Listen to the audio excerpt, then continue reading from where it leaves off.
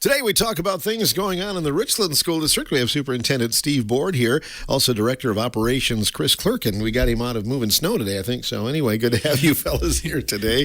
Steve, snow day, but you came in. We appreciate that. Yeah, you bet. Thank you. I hope everybody's traveling safe out there. It ended up being, kind of a wet, heavy, we didn't know if we were going to get rain or ice or snow, and we kind of ended up with a little bit of everything, and it kind of lingered into the morning a little longer than I think we thought it was going to. So most of the schools around ended up, either starting with a delay and then canceling, or just went right to the cancellation. But I was out shoveling a little bit this morning. It is a really wet, heavy snow. It's got some moisture in it. There's no doubt about that. So I can imagine when that gets packed down that it will be slick. Pretty important because temperatures are going to get pretty cold now too to get that cleared off. Exactly, yeah. And if they can, if people and the roads, we can get them cleaned off and get them clear of that snow and ice before that cold weather hits, that will pay dividends for sure. But even throughout today, right, it's something we've got to keep an eye on whether or not we have any after school activities. There's a board meeting tonight. We'll have to keep an eye on all that stuff and see how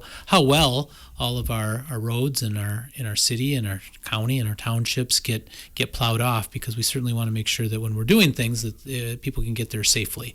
And fortunately for like board meetings, we do have the virtual option and things like that as well. But safety is first and foremost, and we want to make sure that we're keeping tabs on it. But it's winter is here, right? And this is what we deal with. So more winter than last year together. I think the whole winter. I think we've had very light winter last year. It was. I think this is a little bit more. I don't know. My mother-in-law told me over Thanksgiving that the Farmer's Almanac says that we're going to have a lot of snow this winter. So if at least in Iowa, that's what the Farmer's Almanac says. So this is what she's telling me. So I guess right now she's on her way to making a correct prediction. I think so too. So how does the chain of command work on a day like this then? Do you have people in the outlying areas, or how do you make the decision on what to do? Yeah, it's a great question. So John Bosworth, our business official, but he also wears the title of our Director of Transportation. So he's ultimately the one that works directly with Cobeson on general bus routes and pickups and any bus issues that happen, those kinds of things. But part of that role is also to make a decision on whether or not the roads are safe for us to get staff and students to school and ultimately home again. And so, he will be up early on days like today, having communications with our county highway department, who are literally out on the roads and getting a feel for what they're like.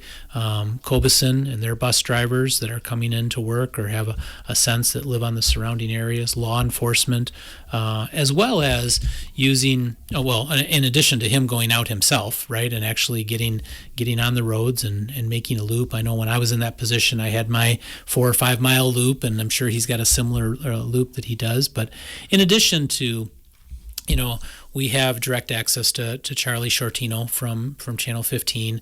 We pay a subscription, and he gives us a Richland Center specific hour by hour forecast on what the weather is going to do. We have access to different weather models from the National Weather Service. The National Weather Service out of La Crosse has really done a great job over the last 4 or 5 years in having virtual webinars that schools and counties and officials, municipalities can log into and watch these webinars and really get a very specific indication of what the weather is going to be doing in different areas. And so we take all of that information and then ultimately make a decision, right? And unfortunately, it still is weather, and you're still making a prediction on what's going to happen in the future, oftentimes, when we're having to make these decisions. So it's not a perfect science. Obviously, it's easy when we get 10 inches of snow or there's a 1/10 of inch of ice, right? Those are easy decisions. It's an easy cancellation.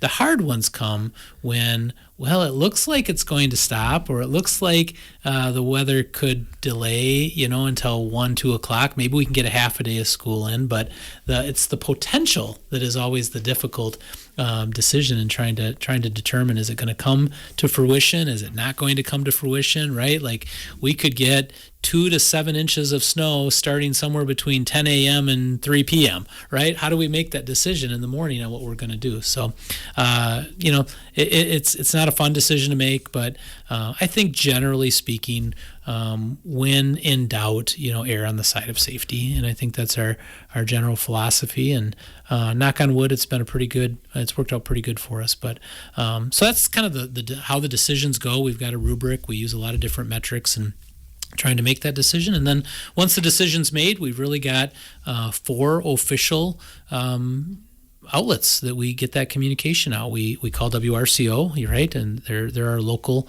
news station, and then we call the 3 Madison stations, ABC, NBC, and CBS out of Madison. That's not to say that we don't use other forms of communication as well, but those are the 4 official forms of communication. And so I always encourage people, don't just look at what's going on Facebook or what you might hear.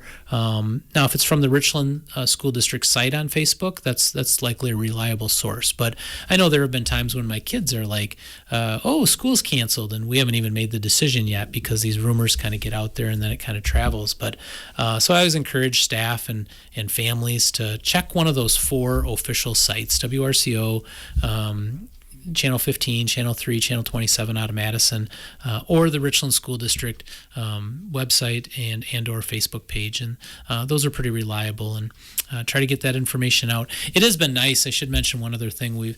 About 6 or 7 years ago, there's a text message group that we've started that includes all of the area decision makers when it comes to weather, right? So,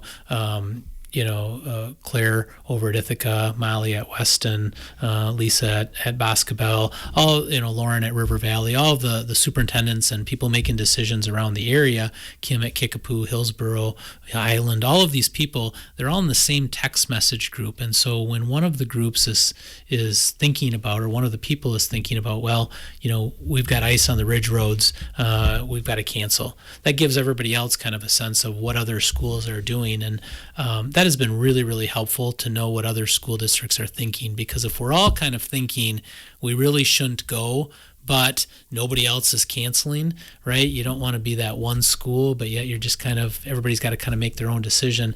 It's really helped us to kind of form a regional group that really has been very beneficial. That's not to say that every time everybody does the exact same thing, because everybody does have their unique situation in their district, but it does help to know what other school districts are thinking. Something we've seen in recent years, and not just with the Richland district, Steve, is schools making a decision the day before, like maybe before the school day ends. We never used to see that. I'm guessing it's a benefit for parents, though, too. Yeah, that was my philosophy in that role, and I think John has a similar philosophy. Again, you're making that, you never want to make a decision too quickly, because what if we just don't get anything, right? Mm-hmm. What if we just the forecast, the temperature, because you think about weather in general, the heaviest snow falls around that 28 to 32 degree mark, right? You don't typically get heavy snows when it's 8 degrees. So, the difference between 30 degrees and 35 degrees is above or below freezing. And so you might get more rain, or you might get that freezing drizzle, or you might just get a lot of snow. With that being said, sometimes it's just imminent, right? I mean, if the National Weather Forecast is saying we're going to get between 8 and 14 inches of snow, even if they're off and we only get 4 to 6 and it's ending at 8 a.m. the next morning, that just feels like those are situations where it doesn't matter if they're off in their predictions a little bit, we're not going to be able to go to school, right? By the same token, if it's, well, we could get anywhere from 1 to 5 and it could stop anywhere from 4 a.m. to 9 a.m., that's probably when we're going to wait until the next morning and make that decision just to really evaluate what's going on. So a lot of it is forecasting.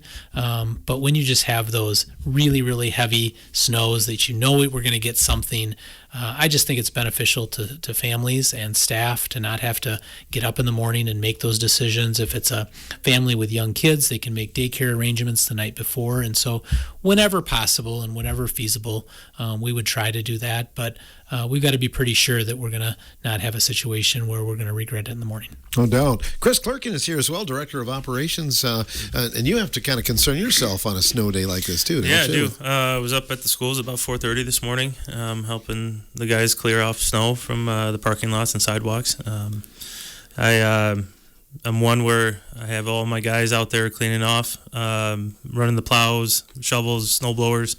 I'd rather not sit in an office and just stare at them doing it. So I like to get out there and help them out. And I was at all 3 schools this morning. So finished up at the high school just before Steve asked me to come on the radio show. So lucky me. So, He didn't even get his jacket off. no, didn't even get it off. But yeah, that's part of what I do is I coordinate snow removal for days like today. And that's a lot of removal. When you talk about, the parking lot is huge at the high school, Yep. and that's just one of the buildings. Just the sheer, square miles that we have of school property, and the snow that we have to get off in order to get the kids and staff and visitors into the schools and just have everything ready and safe for them. There's a lot of it, and there's it seems like there's not enough time, before school starts to get it all done. But everyone out there that's doing the snow plowing and the snow blowing and shoveling, they all do a fantastic job for us. So. How do you plan, too, Chris, for winters like last year? You probably didn't use a lot of salt and things like that, and you probably didn't use a lot of fuel in your snow removal equipment and things like that. Yep. So each year is, we'll budget for it, whether we go over or under on it. We kind of have, an idea of what it should be, but, if we get to a case where we have too much salt left over, that just means I have to order less the next year. So, it's always the give and take every year, and when, especially with Wisconsin, who knows what you're going to get at times. Kind of like what Steve was talking about, where, we may get 4 inches of snow one night, and then, we may get nothing, after, it's all said and done. May not be anything there. So, you just got to plan for the worst. Make sure you have all the equipment and salt and, you guys ready to go at all times when snow is a possibility. I saw Brian Jones the other night at the game, and he looked really well rested and relaxed. Oh, yeah. I Recently can understand retired. Now, yeah. I can fully understand he's well rested now and looking good. But, it's been, it was nice to have him around for a couple months, learning from him in the position that I'm in.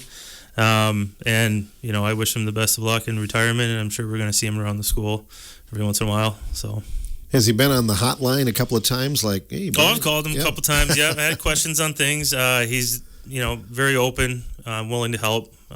Gave me his personal number, and I only live a couple blocks away, so I can always go knock on his door if I need to. Yeah, but bug him. But he's very good to work with, and he just wants the school district to do well. And if there's something that I need from him, he's more than willing to help. Could you talk about your duties? I mean, you're pretty much doing what Brian did. Yeah, most of it. It's so we split his position into 2 separate ones: director of operations and then director of maintenance. So Mark Noble does the maintenance side, so physical repairs. He's actually out running snow plows on days like today. And then I get the operations side, which is managing all the custodial staff, grounds crew. A lot of it deals with like some security things within the school district. It's a long list of things, and I'm sure there's some things within that list that I haven't had to deal with them quite yet. They've kind of slowly given me, responsibilities over time, which is nice to have. So everything's just not dumped on me at one time, and I got to figure it out. So how has Mark Noble stayed off the radio? I thought he was coming down. Oh, that's because he's out in the Bobcat right now. So we'll get him out. We'll make sure. And then I see sometimes at games. I don't know if that's a specific duty, but you're standing there by the student section, and kind of crowd control. That's usually what Laura wrangles me into doing those. It's usually the last minute kind of thing where she needs somebody to do crowd control, and she knows I have a pretty good handle on the kids. When they start getting a little rowdy, I can usually reel them back in.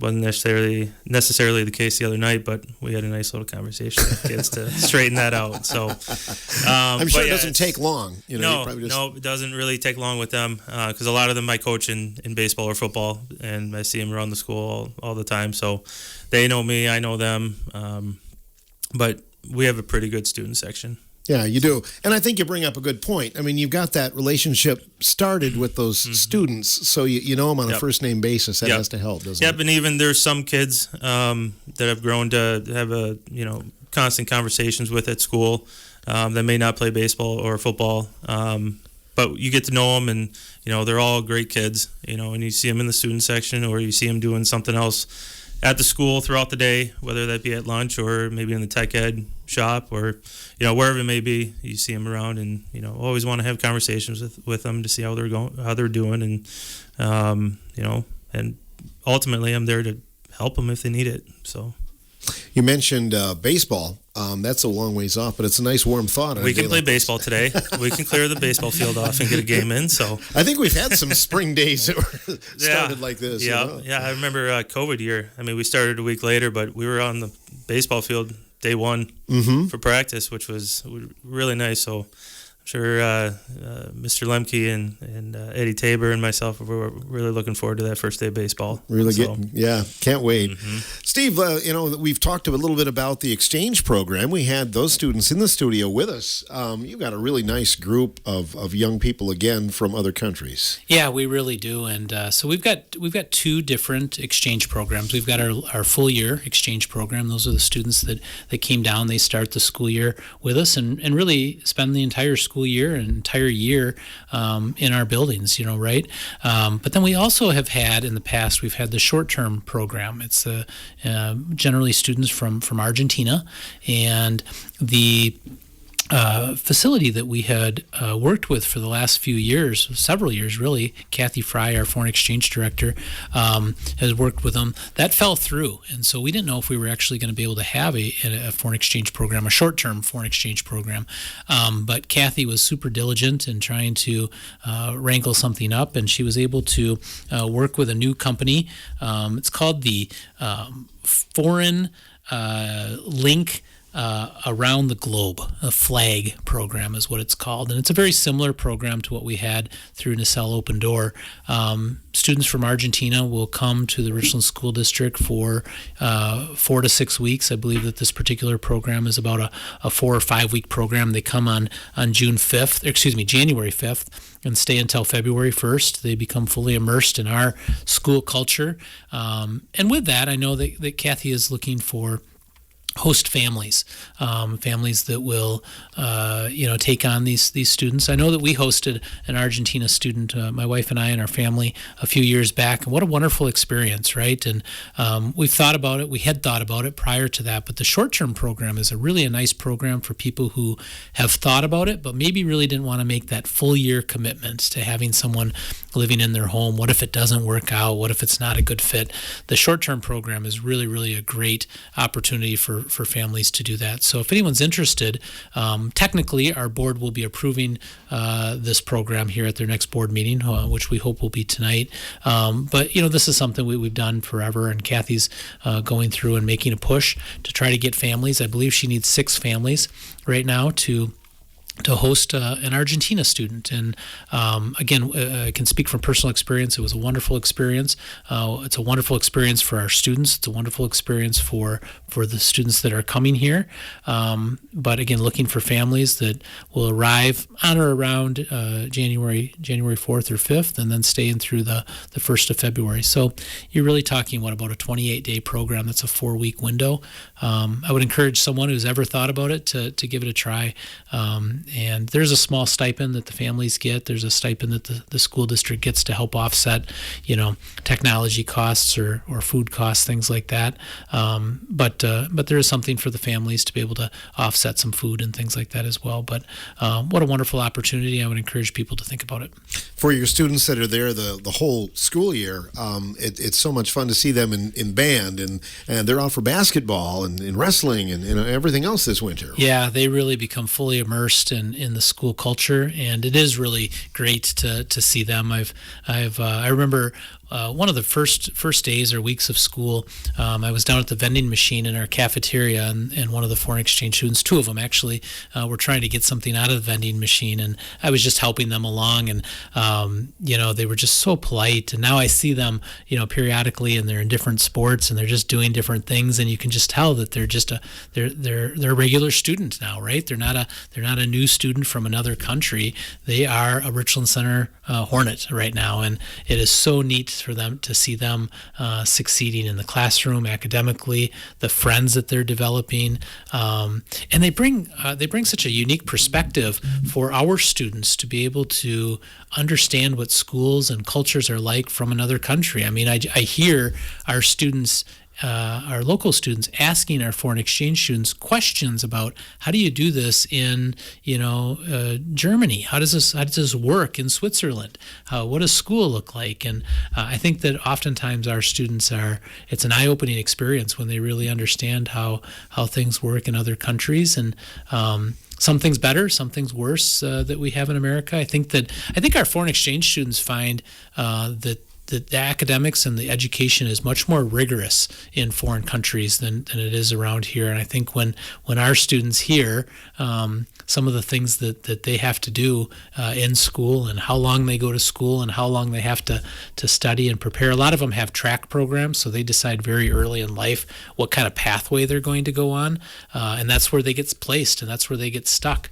And so I think our students also understand in America, we have a lot of choices. We have a lot of opportunities that you can think you want to go into the trades, and you can change your mind and then want to go into professional service or healthcare or whatever it is.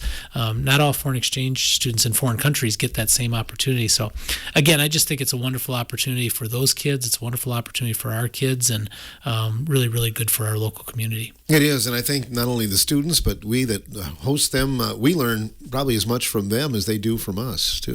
Absolutely. I know that when we had Michaela from Argentina, she spent 6 weeks with us. I mean, we still communicate with her. I mean, she became part of our family and still is connected. I know there are numerous people who still have connections with people that they hosted, and get invited to their weddings, and they go travel to Germany, or the students come back and be part of their family here. It's just a remarkable connection that happens. And again, you're right. We learn as much about them and their country as they learn about us and our country. No doubt. Steve Board is with us, Chris Clerkin as well from the Richland District. We'll be back with more after these words.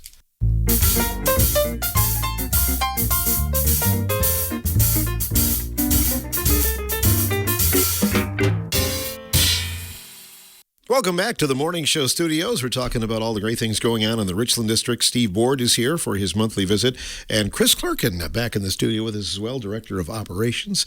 The referendum, we've talked about some of the building that's been going on and some of the construction. Chris, can you give us an update on that? Yeah, absolutely. So a lot of the major work that's been done so far within the referendum has been done at the primary school.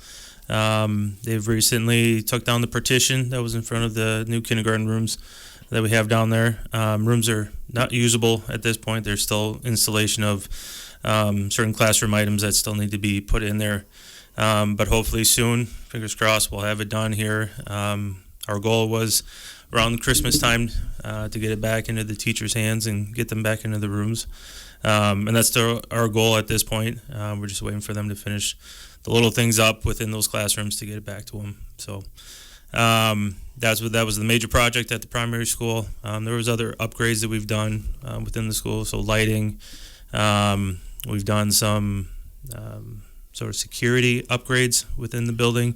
All the doors have fob access handles on them now. So all the teachers will just have their fobs to get into the classrooms. Basically, it's the same fob they get into the school with.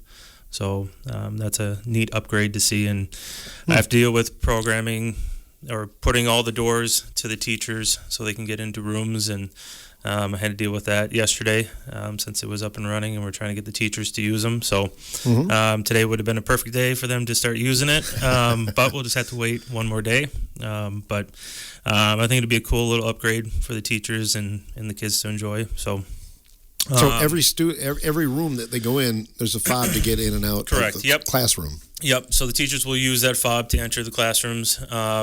So the doors are locked with every classroom. To get into those rooms, you'll need to use the fob to open it to get in and out, or not to get out, but to get into those rooms.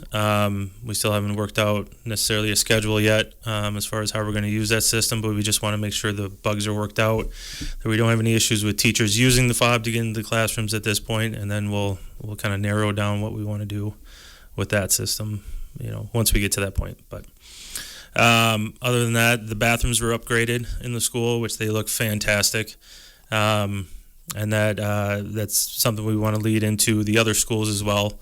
At the intermediate school, they're working on the bathrooms. If anyone in the public's been down to the intermediate school, they see our brand new bathroom that we had to build down by the gym. There's a boys and girls room down there. Same sort of layout within those bathrooms, so everything looks, similar within the schools as far as our bathrooms, and they look fantastic. I thought they did a great job with those. So that's kind of the process right now at the intermediate schools. We're working on bathrooms. We've kind of had to put a halt on their work within the second bathroom that they were working on at the school. They were causing a lot of noise, a lot of dust within the school, and it's not great to have that when you got kids walking through and teachers walking through, and it's never a good thing with in a business setting or when you're trying to work and teach, to have loud noises going on and dust in there. It's not great to do that. So we're halting a little bit of that work at this point in time. They're going to kind of start back up during the Christmas break when no teacher and students are there, so they get all day to start working on them, and they usually get them done pretty quick. Those guys know what they're doing when they're in there, so that's kind of the work that's being done inside right now, and until the spring kind of comes, we're not able to plant grass and make the landscaping look nice, but that'll be something we'll finish up when the spring comes. So is there a date then for the current construction? I mean, is it by the end of the year, or is it going to be pretty much through the whole school year? So right now, just during the school year, we're only doing small parts just because there's still instruction time that we need to have with the kids. So we're limited to what we can do at the intermediate school. But the first day that the kids are out and the teachers are not in the school, it's basically going to be torn apart this summer, similar to what they did at the primary school this last summer. So that would be the major project that we're going to have over the summer. We're, fingers crossed, hoping to have everything ready to go by the start of the next school year. But just like with every other construction project, there's always delays and it extends, further than you want it to. So I expect, at the beginning of the year, we may have some overlap with the start of the year on still trying to finish up some construction projects. Could that affect the start of the next school year, Steve? Or have you looked into that? Yeah, well, it's certainly something that we're talking internally about. If the public remembers, a couple of years ago, we actually brought it to our board to see if we wanted to end it would be the 2023-24 school year a little early, so it would open up the window in the summer for us to do construction. We ultimately decided not to do that, and we were kind of tight. It would have been actually just 24-25 because it would have been this past summer, but we ultimately were a little tight on construction at the primary school, and there was some things that still needed to go on in the fall. The HVAC wasn't fully up and going until September 23rd or 24th. It was near the end of September when that finally got going. So we're kind of looking at this now, again, especially as we're halting work at the intermediate school, at least interior work that's disruptive to learning.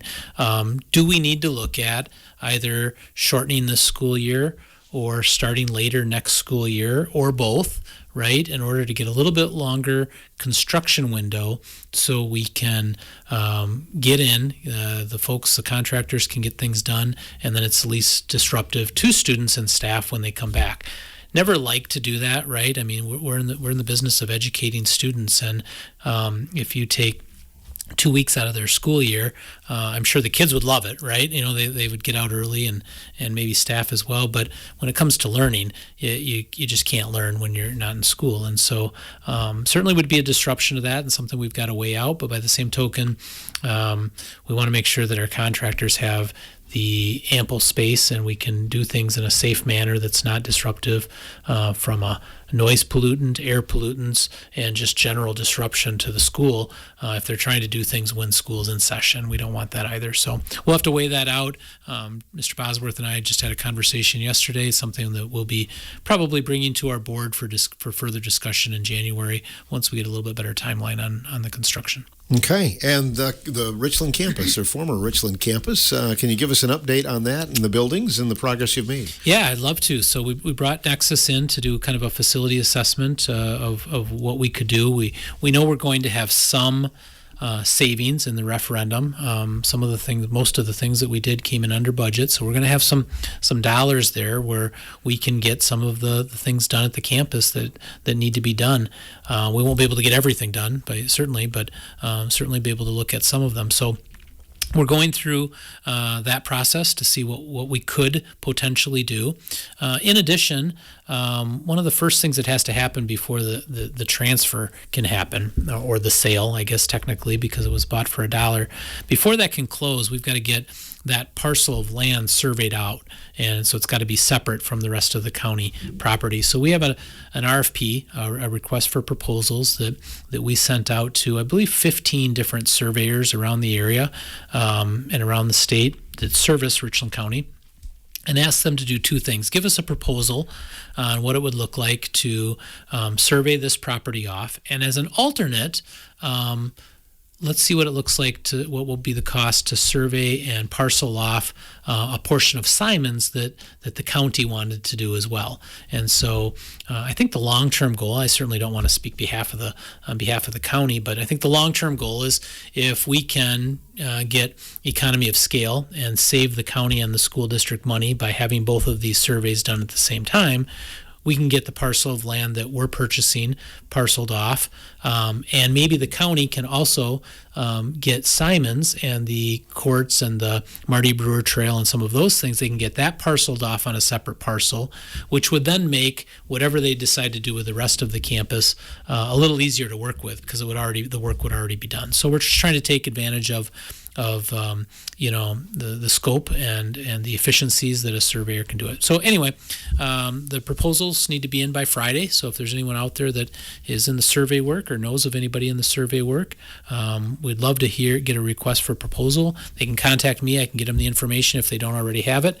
And then we're asking that the work be done in January. Once that survey work is done, then we'll be able to complete the transfer because there'll be a legal description of the property that we're buying from the county. And then we'll take ownership, and then there'll be a transition period, right? We've got to figure out what do we have from a dollar standpoint that we can invest into that property to get it ready to go, whether it's heating units or electrical units in the gym or Melville Hall, or renovations in Melville Hall to move some of our alternative programming there, the field next to the gymnasium that we would own. What's the best bang for our buck that we can get? Again, we won't be able to do everything. So where do we put that money? Where do we put that money so that we don't have to go back to the taxpayers and ask for additional money? That's one of the things that I've heard, and for the most part, it's been overwhelmingly positive that the general public is been so happy, at least the people that I've talked to, that the county is selling this to the school district for $1. It's staying part of an educational use, and it'll be right next to the high school. But the one question or concern that has been brought up is, well, does this mean the school district's going to go to referendum to now fix Melville Hall and the gymnasium? And that's not the plan, right?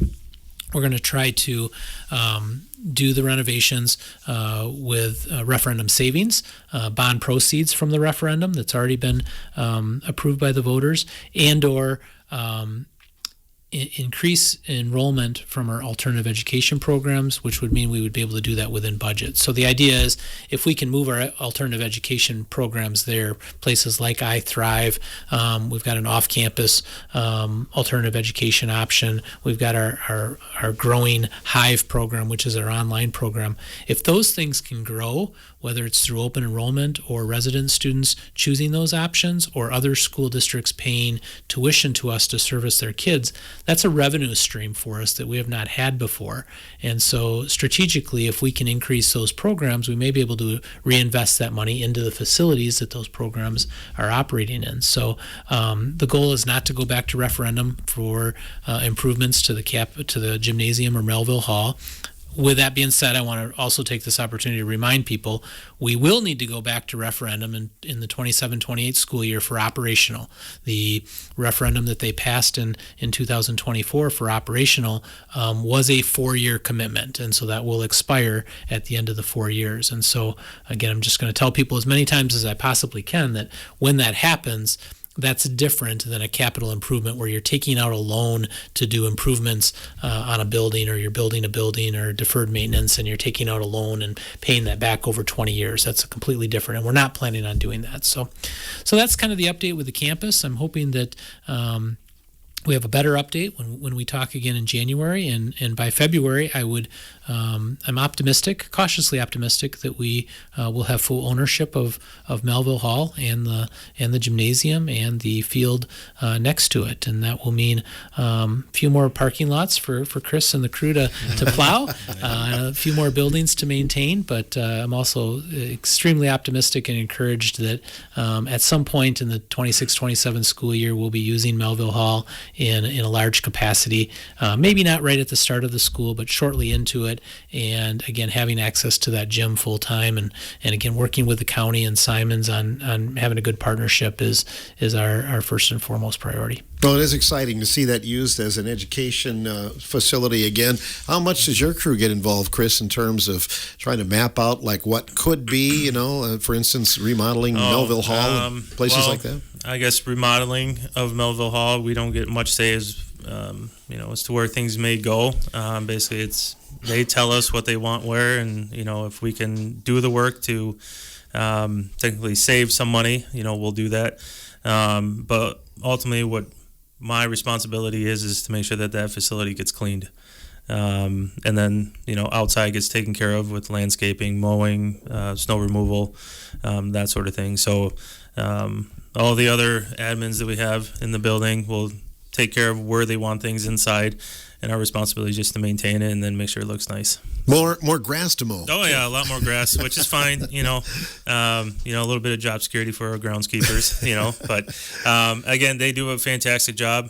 They care about how the school looks, and when you see them out there mowing, they're making it look very nice. And Tim and Casey are two guys that mow, and I'm impressed that I look at them and they got stripes, and checkers, and just over time, they put that pattern into the grass, and it may be intentional, it may not be, but it looks fantastic. So, yeah, I couldn't be happier with those guys. Looks like a Major League Baseball field there some days, doesn't it? Yeah. If they I should add. Go ahead. If they can do that on our baseball and softball fields, I'm all for it. So, I should add, our maintenance crew, our grounds crew, they have been mowing the field since August 1st of last year. Once we got that MOU established, that was part of ours. So really, they've been doing this, right? And our grounds look so good.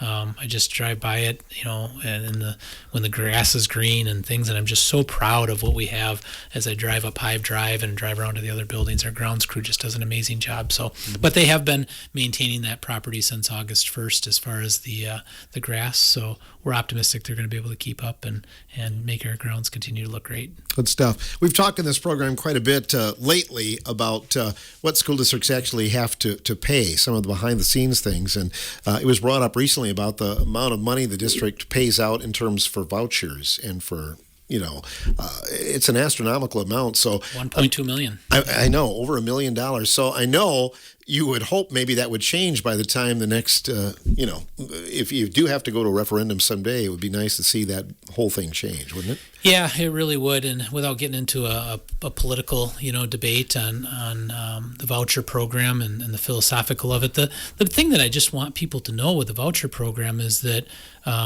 that's funneled through the public school, right? And a lot of people don't necessarily understand that a school district could actually reduce its operating costs, right? Reduce the amount of money that it's levying to the school. And an individual, when they get their property tax bill, which they're probably going to get next week, right, could actually see an increase when it comes to the school district because of the voucher program. And I think that's really the part that most administrators find misleading, right, for our public, because if they're not raising the levy and the voucher program it's going on the Richland School District's tax line, or the Kickapoo School District's tax line, or the Hillsborough School District's tax line, and that makes it, we're already fighting public perception with so many people. Why are taxes continuing to go up? The schools say they don't have any money. Well, that's kind of misleading to people because of that voucher program. So $1.2 million is being funneled through the Richland School District's tax line. We don't see any of that money. We are just the collector. In fact, we don't actually technically even collect it. It goes right to the state, and they disperse it to the private schools accordingly. But of that levy amount, which is $9-10 million total levies, closer to 16, but 1.2 of it is from the voucher program. Now, with that being said, one of the things that people who are anti-voucher programs neglect to say, that I think is worth pointing out, when it is run through the public school, then the public school does get aided on that. And so $1.2 million getting aided on it, Richland School District gets about 23 cents to the dollar of aid the following year. So that is $300,000 to $400,000 of aid that the public school gets by funneling the $1.2 million through it. So it just, to me, there's a lack of transparency when it comes to it, but I don't want anyone to think that the public school doesn't benefit a little bit from it too. And all public schools that are in this area are negatively or positively aided, I should say, meaning they get aid for every dollar that they spend. It's not dollar for dollar. It's usually about 20 to 25 cents on the dollar, but that is important to point out as well, because we would lose that aid, which would mean that would go on to the property tax owners if we didn't get the aid. Mm-hmm. Okay, good to know. One final thing, Hornet sport fans, unite. The deadline is today for the Richland Sports Boosters Hall of Fame nominations. Steve, and I know you just like to encourage people to get out and get a nomination in. Yeah, it is so important for these things. This is such a great organization and to honor people through the Hall of Fame, but the only way someone can be considered for the Hall of Fame is if someone nominates them, right? And so those nominations are crucial. And I would encourage anyone, even if you don't have all of the details from that person or that team that you want to nominate, get what you have into the Booster Club. Kirk Layer, Jane Bosworth, any of the members of the Booster Club. You can get it to Laura Selgaby, our athletic director. She'll get it to the Booster Club. Get those names in there. So let's continue to grow and celebrate our past teams and athletes that have been so successful in the long heritage of Richland Center athletics. There are so many of them, right? So many deserving candidates. But they have to be nominated in order to be considered. And so take 10 minutes, fill out a form, get as much information as you can, get it submitted. You can always supplement that with information later on, but take that first step in getting that submitted. Deadline's today to be considered for the 2026 Hall of Fame inductions, and I would just encourage people, don't delay, just get it done. Yeah, and they've started to put teams in. They've recognized individuals that you may be supporters, sponsors, and things like that. So, yeah, think outside the box a little bit maybe, too. That's a great point. Yeah, absolutely. Think outside the box. It doesn't just have to be the athletes, but it's anybody that is a team or anybody that's a supporter of athletics that deserves to be recognized. Let the committee decide. I imagine Chris Clerkin is in the Dodgeville Hall of Fame, aren't you? Or? Oh, not yet. Not yet? Not yet. No, there's still a lot of people that should be in there before me. But yeah, I'll wait for the call. Good deal. Well, maybe you wait long enough, you'll be in the Richland Center Hall of Fame. You never know. We'll get him nominated. Yeah. Nice. Yeah. Thanks for coming in, guys. Thank you. Thanks, Bill. I appreciate it. Steve Board, Superintendent, Chris Clerkin, Director of Operations for the Richland District here on The Morning Show.